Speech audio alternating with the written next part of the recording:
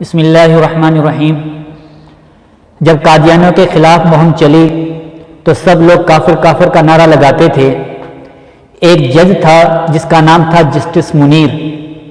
وہ جس کو پکڑتا اور کافر کہنے کی وجہ پوچھتا، وہ علماء اس کو وجہ بتا دیتے۔ پھر وہ پوچھتا اچھا کفر کی تعریف کیا ہے، تو علماء خاموش ہو جاتے۔ اسی طرح کئی لوگوں کے ساتھ ہوا۔ اس کے بعد جسٹس منیر نے اخبار میں بیان دیا کہ ان علماء کو کفر کی تعریف تک نہیں آتی اور کفر کا فتویٰ دے رہے ہیں۔ چنانچہ حضرت مولانا ادریس کاندھلی رحمۃ اللہ علیہ نے کہا کہ مجھے عدالت میں طلب کریں، میں اس کی تعریف سناتا ہوں۔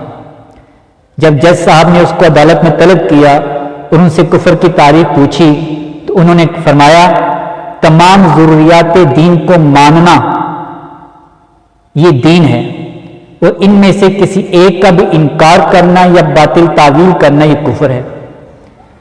تو جج صاحب نے پوچھا کہ دوسرے علماء کو ان کی تعریف کیوں نہیں آتی، دوسرے علماء اس کی تعریف کیوں نہیں کر سکے؟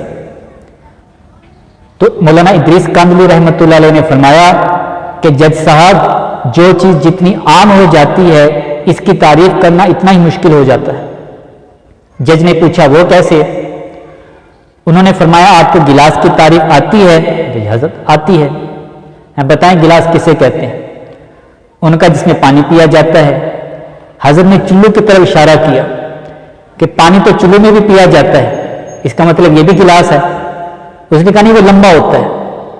حضرت نے کہا لمبی تو بوتل بھی ہوتی ہے، کیا آپ بوتل کو گلاس کہتے ہیں؟ انہوں نے کہا نہیں۔